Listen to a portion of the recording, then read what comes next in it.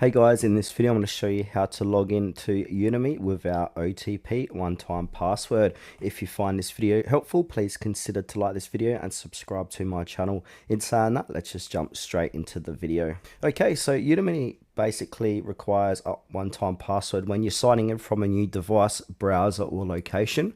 Your account has two-step verification enabled and Udemy security system flags unusual activity. Unfortunately, there is no official way to bypass one-time password. It's a security feature to protect your account. But there are a few legit ways to reduce or avoid frequent OTP prompts. So the first method is when you log in. So I'm just going to log in now. And now I can log in a couple of different ways. So if I log in with my email and password, a little pop-up might appear when you're doing that says trust this device. Go ahead and enable that. So that's going to tell Udemy not to ask for OTP every time you log in from the same browser or device. So if I go ahead and log in my Google account here, so I'm going to choose Tutorial Wiz.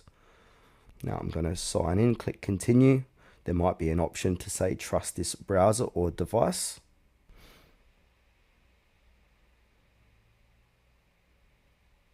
Another tip is to use the same browser and device. So OTP usually triggers when you switch browsers. For example, if you're using Chrome, then you go over to Edge or clear cookies. Stick with one browser and keep cookies and cache intact.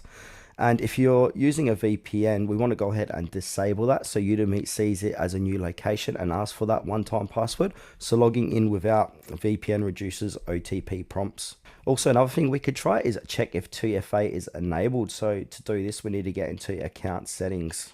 So I'm inside settings here. From here, I'm going to go ahead and click onto account security. And now if you've gone ahead and enabled your multi-factor authentication or two-step verification, you'll always get OTP. You can turn it off, but it reduces your account security. So keep that in mind.